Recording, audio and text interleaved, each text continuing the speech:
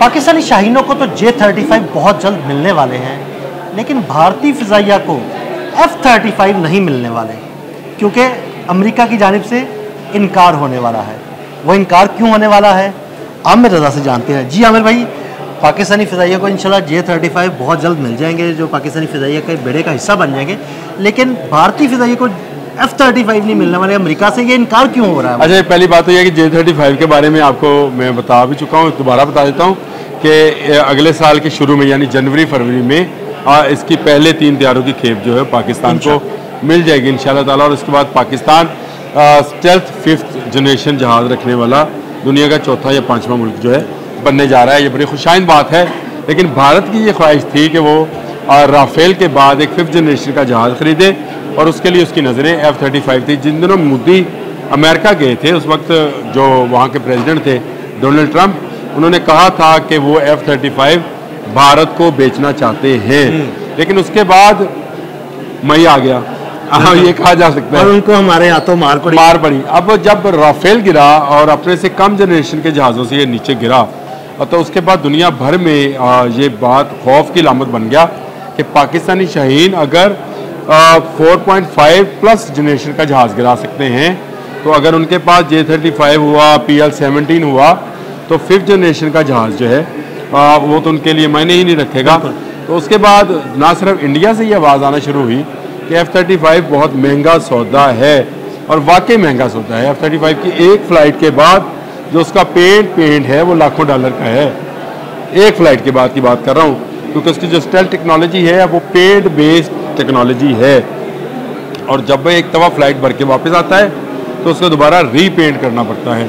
तो ये एक महंगी चीज़ थी जो शायद भारत अफोर्ड ना करे, और भारत के लोग जो पहले ही कर्ज़ों के बोझ तले दबे हैं, इसलिए भारत के अंदर से ये आवाज़ें आना शुरू हुई कि हमें अमेरिकन टेक्नोलॉजी की बजाय हमें रशियन टेक्नोलॉजी पर जाना चाहिए। ये तो उनके अपने अंदर से आवाज़ें थी, लेकिन अब अमेरिका के अंदर से आवाज़ें आना शुरू। मैंने आपसे कहा कि इस पूरे सौदे के अंदर जहाँ अमेरिका को फ़ायदा हो रहा था, वहाँ अब वहाँ का थिंक टैंक जो है वो ये सोच रहा है कि कहीं भारतीय पायलट उनके अरबों खरबों डॉलर का F-35 जो है, मैं यहाँ पे आपको बात रोकूंगा, भारतीय पायलट नहीं, भारतीय नाअहल पायलट। भारतीय नाअहल जी, भारतीय नाअहल पायलट जो हैं वो अब दुनिया में मजाक बन गए। भारत सिर्फ पायलट ही नाअहल नहीं है, उनके टेक्नीशियंस भी नाअहल हैं, उनके इंजीनियर्स भी नाअहल हैं, क्योंकि S-400 का तबाह होना, इजरायली ड्रोन्स का तबाह होना, और फिर उसके बाद राफेल का तबाह होना, रशियन तैयारों का तबाह होना, इस बात की अलामत है कि कोई भी मुल्क जो टेक्नोलॉजी देगा वो अपना जिम्मेदार खुद होगा अब भारत को।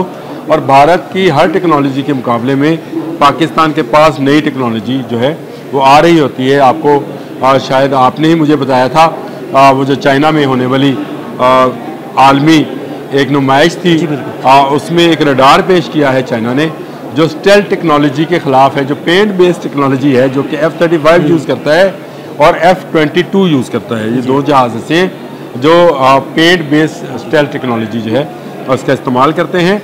इन दोनों जहाज़ों के लिए एक नया रडार जिसका नंबर 27 है, YF-27, वो बन गया है, चाइना ने बना लिया है, और उसकी आजमाइश भी पाकिस्तान में ही होनी है।